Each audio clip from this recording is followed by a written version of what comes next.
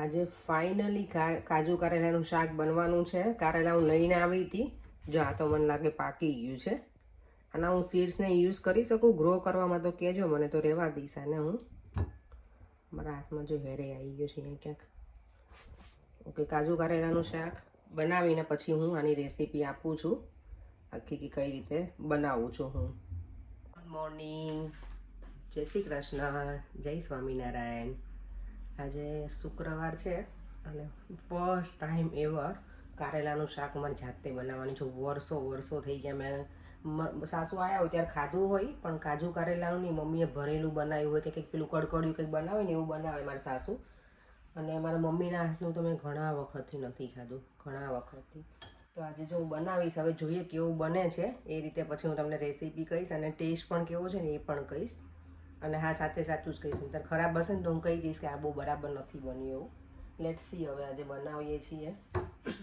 હું વિચારું છું કે આને આવા રાઉન્ડ પીસ કરું કે પછી સ્લાઇસ કરું, ખબર નથી. હવે ફટાફટ રેડી કરવા માંડું, કારણ કે મને પછી સલૂન પર પણ જવાનું છે. મેં તો મોર્નિંગમાં બનાવીને જાઉં ને તો આમાં થોડી વાર લાગે ને, બધું કરવાનું હોય, મસાલો ને એવું. એટલે મેં તો અત્યારે કરીને જાઉં તો સાંજે પછી ફટાફટ આવીને ખાલી રોટલી જ રહે બાકી. એટલે તો ચાલો ફટાફટ બનાવી લઈએ. ત્યારે જો 7:45 થઈ ગયા છે.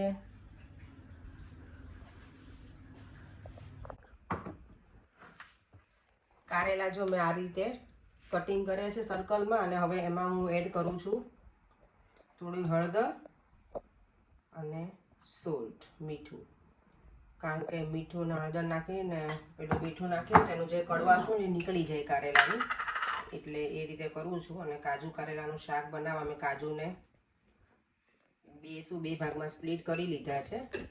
કાજુ કારેલાના મસાલામાં ખબર નહીં, મને થોડુંક સાવ કોરું તો નહીં ભાવે. બધા કડકડિયું કે ને એવું તો નહીં મજા આવે. એટલે હું કંઈક વિચારું છું બીજા કંઈક મસાલા આપણા ઘરના ઓન કંઈક એડ કરું. મીન્સ કે ઘણા લોકો સિંગદાણા કે ચણાનો લોટ કે એવું નાખીને કરતા હોય, તો હું વિચારું છું કે સિંગદાણા નાખી અને એનો મસાલો ગ્રેવી થાય ને થોડુંક એવું કરીશ એમ. કારણ કે સાવ કોરું નહીં ભાવે મને. અને મને લાગે છે મારા ઘરમાં તો હું એક જ ખાઈશ, બીજું કોઈ આ લોકો ખાશે નહીં. તો કાજુ કારેલાના શાક માટે જો મેં આટલા બધા મસાલા લીધા છે. હળદર, લાલ મરચું, હજી આમાં હું લસણની ચટણી એડ કરવાની છું થોડી, ધાણા જીરું પાવડર થોડો, સિંગદાણાનો પાવડર, ગરમ મસાલો, અને આ લસણને મેં પેલું ક્રોસ થોડુંક થઈ જાય ને એવું કરી નાખ્યું છે. અને કાજુને હું થોડા પેલા કરી નાખીશ પહેલાં ફ્રાય. અને અહીંયા કારેલા પણ રેડી છે હળદર મીઠાવાળા. કારેલાને જો ધોઈ નાખ્યા મેં બરાબર હવે પાણીથી. પહેલાં કોટિંગ કર્યા હતા ને હળદર અને મીઠામાં, તો એ બરાબર કડવું પાણી નીકળી જાય ને તો બધાએ પહેલાં કરી નાખ્યા, બરાબર ધોઈને સાફ કરી નાખ્યા છે. જો મારા હાથ અત્યારમાં પીળા થઈ ગયા છે, નખ ને બધું જ. પર્યંક, તમે કારેલાનું શાક ખાશો? કેમ? પણ કડવું નહીં બનાવું તો એ નહીં ખાવ? દેવમ તો ખાશે ને બેટા તું? મારા માટે ભાજી છે ને એ ખાઈ લઈશ. ભાજી તો હવે કેટલીક ભાજી હોય પર્યંક? કાલે તો ખાધી હતી. હવે આજે તો આજે ભાજી જ ખાવાના છે. મેં અત્યારે એમને ફોન કર્યો હતો, મેં તો કારેલાનું શાક ખાવું તમને? તો કે ના હું ભાજી એટલે કે લઈ જઈશ, કે એ ઘરે નથી આવવાના. પણ ટેસ્ટ તો કરજો, પણ નહીં ભાવે તો કંઈક બનાવી આપીશ. હા, તો હું કંઈક બીજું બનાવી લઈશ ચલો તમારા માટે. તો ઇવનિંગમાં પર્યંકને દેવા માટે કંઈક બીજું શાક બનાવી લઈશ. અત્યારે એટલે જ મેં છે ને આમાં બધું બીજું નથી નાખતી, ઓનિયન ને એવું, કારણ કે મને ખબર છે હું એકલી જ ખાવાની છું. હું પણ હજી ખબર નથી કે પૂરું કરીશ કે નહીં આ, કારણ કે કારેલા મને કડવા મનમાં મજા ના આવે. એટલે ગોળ તો હું બરાબર એડ કરીશ, પછી જોઈશ ટેસ્ટ કેવો આવે છે. જો તેલ આવી ગયું છે હવે અહીંયા મારે, તો એમાં એડ કરી દઉં છું થોડી જ રાઈ. અમારા મસાલામાં છે ને એટલી નાની આવી છે ને ચમચી, કે મારે 2-3 વખત નાખવું પડે બધી વસ્તુ, રાઈ ને જીરું ને એવું. એટલે મને ઘણી વખત આ મોટી સ્પૂન જ યુઝ કરવી પડે છે. જલ્દી આવી જાઓ ભાઈ, તેલ લેટ થઈ જશે ને તલ. જો મેં જીરું નાખી દીધું આખું, અને હિંગ, અને હવે કાજુ નાખી દઉં છું. એટલે ફ્રાય થઈ જાય ને પછી હું એડ કરીશ કારેલાને.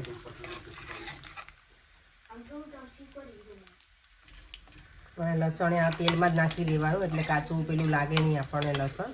આ થોડા ફ્રાય થઈ જાય ને કાજુ, પછી હું લસણ એડ કરી દઈશ આમાં.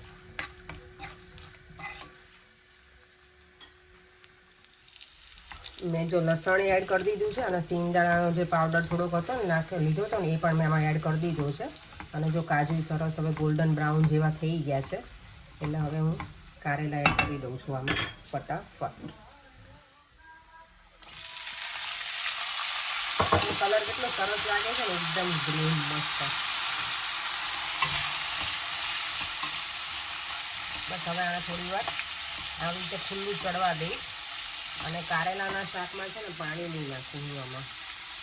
કારેલાના શાકમાં છે ને પાણી લગભગ ના નખાય, કારણ કે એવું કંઈ કડવું લાગે વધારે, એટલે આના ખુલ્લા આમનામ ચડવા દઈશ. કારણ કે આ થોડુંક કડકડિયું બને ને એવું જ બનાવીશ, બહુ પેલું નહીં બનાવવું, શું કહેવાય, પાણીવાળું ગ્રેવીવાળું મન નહીં તમે કારેલાનું, એટલે આવું જ પૂરું જ બનાવીશ શાક. આને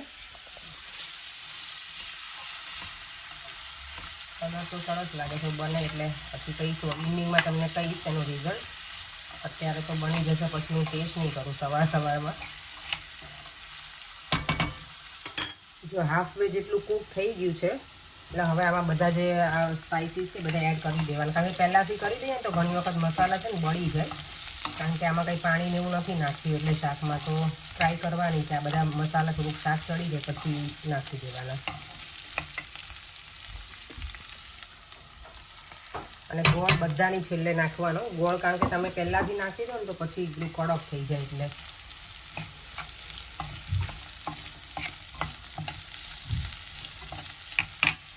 શાક જો ચડી ગયું ને પછી મેં છેલ્લે આમાં ગોળ થોડોક વધારે, આટલો એવો તો મેં લીધો જ હશે વધારે પેલો માત્રામાં.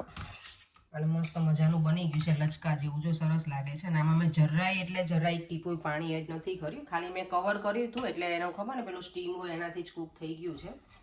હવે ઇવનિંગમાં તમને ટેસ્ટ કરી અને કહીશ કે કેવું બન્યું છે. ઓકે, તો ગઈકાલના વિડીયોની જે પાઉંભાજીની રેસીપી હતી એમાં ઘણા બધાએ કમેન્ટ કરી છે કે ભાજી બની જાય ને પછી પાછો ઉપરથી વઘાર કરવાનો. હું એવું કરું જ છું, ગઈકાલે મેં કર્યું હતું. પણ જે આપણે શું કહેવાય લારી ઉપર જે લોકોને ઓઇલ બહાર એકદમ ઉપર આવે ને એટલું બધું નહોતું આવ્યું હતું, પણ પછી કેવું વધારે ગરમ કરીને તો પાછું ઓઇલ તો ક્યાંય ગાયબ થઈ ગયું. ને તમે ઘણું બધું ઓઇલ લીધું હતું એમાં પણ. તો આઈ ડોન્ટ નો. તો યસ, બધાએ તમે કરી છે કમેન્ટ. અને મેં પૂછ્યું હતું વિડીયોમાં કે તમે બધા કહેજો મને કઈ રીતે બનાવો છો. ઘણા બધાની કમેન્ટ છે, બધાના નામ નહીં લઈ શકું, પણ થેન્ક યુ સો મચ. બધાએ સજેશન આપ્યું છે પાઉંભાજી આવી રીતે બનાવવાની, એના માટે થઈને. તો નેક્સ્ટ ટાઈમ હું જરૂરથી પછી ફરીવાર એ રીતે ટ્રાય કરીશ. અને રોહિત કુમાર પટેલ એમનું આઈડી છે, એમણે તો આખું મને શું કહેવાય આખી મને રેસીપી જ આપી છે આ રીતે બનાવવાનું. તો હું જરૂરથી ટ્રાય કરીશ. Thank you so much. જે કમેન્ટ હતી એ છે શિવાની પટેલની. એમની કમેન્ટ હતી, મેં કીધું હતું, પૂછ્યું હતું કે ઓનિયન જ્યારે સમારીએ આપણે ત્યારે કોને કોને આંખમાં આંસુ આવી જાય. એટલે તમે લોકો, એટલે એણે એવું લખ્યું છે કે મને પણ આવે આંખમાં આંસુ, કે ઓનિયન જેને આંસુ આવતા હોય ને એને એવું કહેવત હશે કંઈક કે એની સાસુ બહુ વાલી હોય એટલે એવું હોય. તો યસ, મને મારા સાસુ વાલા જ છે. મારા સાસુ બહુ સરસ છે સ્વભાવના અને બધી રીતે, મને વાલા જ મારા સાસુ. પણ એ મને નહોતી ખબર કે આવું કાંઈ હોય, મેં ફર્સ્ટ ટાઈમ સાંભળ્યું છે. તો તમે કોઈને ખબર હોય આવી કહેવત તો કોમેન્ટ કરજો પાછા. Thank you Shivani Patel. અને શિવાની પટેલ, યસ, મને કહેજો તમે ક્યાંથી છો, કઈ કન્ટ્રીમાંથી, કારણ કે તમે બહુ બધી કમેન્ટ કરો છો અને સરસ કમેન્ટ હોય છે એવરી ટાઈમ. તો થેન્ક યુ સો મચ. અત્યારે જો બપોરના 2 વાગી ગયા છે અને સનશાઇન એટલી સરસ છે ને, એન્જોય કરું છું. હવે થોડાક દિવસ માટે છે તડકો, એટલે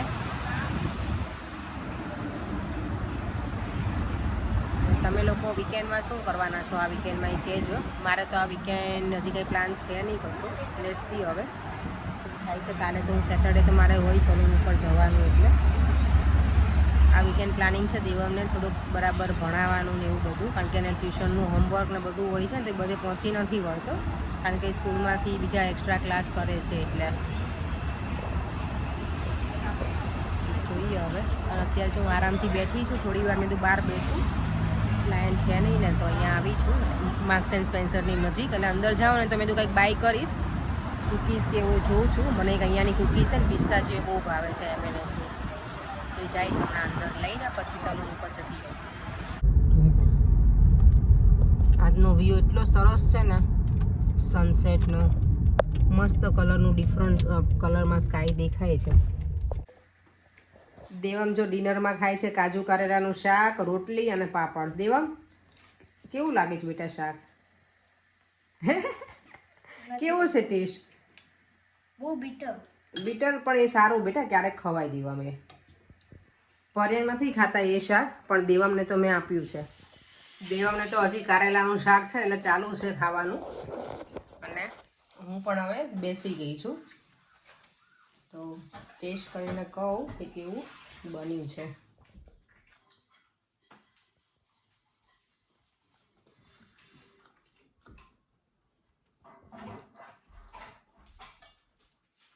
સારું બન્યું. જેમ કડવું નથી બેટા જરાય. શું આમ જીવમ તો ખાતા ખાતા ટાયર્ડ થઈ ગયું કારેલાનું શાક. જીવમ ન મજા આવી બેટા? ક્યારેક જમવું જોઈએ બેટા, સારું. આપણું બોડી છે ને હેલ્ધી રહે. થોડું કડવું ખાય, કડવું છે જ નહીં જરાય. આ શાક ખરેખર સારું બન્યું છે. મારી ફૂલ રેસીપી જોજો કારેલાના શાકની, અને આ રીતે બનાવજો, મજા આવશે. પરેણને તમે ફોર્સ કર્યો પણ ટેસ્ટ ના કર્યું, પણ તમે જરૂરથી ટ્રાય કરજો. ત્યારે જો જમીને ફ્રી થઈ ગયા હતા ને તો હું મેંગો લઈને આવી હતી, ફ્રીજમાં પડી હતી, પણ યાદ નહોતી આવી મને. અત્યારે મેં જોયું ને બધું, અત્યારે શોપિંગ કરવા ગયા હતા ને, બધું આ બટેકાને એ બધું પતી ગયું હતું ને, તો એના માટે થઈને તો ફ્રીજ ખોલીને તો યાદ આવ્યું કે હું મેંગો લઈને આવી હતી. તો જો અત્યારે અમે કટ કરી છે. મને અને દેવમને ભાવે છે, તો અમે બંને એન્જોય કરીશું અત્યારે. દેવમ જો એને થોડું ઠંડુ લાગે છે ને, તો અત્યારે ગયા હતા ને તો જેકેટ બધા જો એને ઉડી લીધા છે. આ શું કર્યું બેટા તે કાનોડી? બ્લેન્કેટ નતો, ખાલી ઉપર જ છે. તો બ્લેન્કેટ ઉપર છે ત્યાંથી લઈ લેવાય ને બેટા. ચાલ મારી દીકરો. પણ આ તો સેવિંગ ટાઈમ છે અને સ્માર્ટ ઓકે ક્રિએટિવ ને ક્રિએટિવ. ચાલ ક્રિએટિવ વાળો ઊભો થતો. ક્રિએટિવ એ તો કેવું ફટક દઈને લઈ લીધું. ઓલા છાલ સાથે જ ખાજે હો, તાર ડેડી ખાય ને એવી રીતે જ.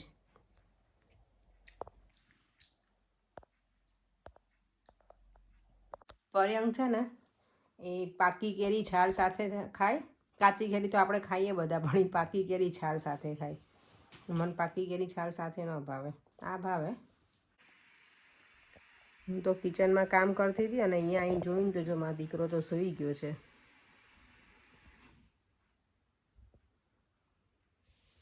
જેકેટ ભાઈ મારા બધા ઉઠીને સૂઈ ગયો જો આવી રીતે પ્રોપર પેલું કરીને.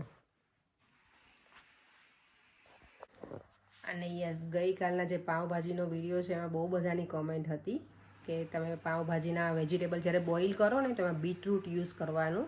તો નેક્સ્ટ ટાઈમ હું ટ્રાય કરીશ, કારણ કે બીટરૂટવાળી મેં ભાજી ક્યારેય બનાવી નથી. હું નેક્સ્ટ ટાઈમ ચોક્કસ ટ્રાય કરીશ, કારણ કે હું જ્યારે તવા પુલાવ બનાવું ને એમાં હું બીટરૂટ યુઝ કરું કે એનો સારો કલર આવે છે, એને થોડું નાખું છું. પણ હવે હું પાઉંભાજીની ભાજીમાં પણ ટ્રાય કરીશ next time sure. Thank you so much બધાને. અને બસ હવે અત્યારે ઓલમોસ્ટ 10:30 થવા આવ્યા છે, અને આ વિડીયોનો એન્ડ પણ હું અહીંયા જ કરું છું. જો તમને આ વિડીયો ગમ્યો હોય તો like, share and subscribe. Bye. જય શ્રી કૃષ્ણ. જય સ્વામિનારાયણ.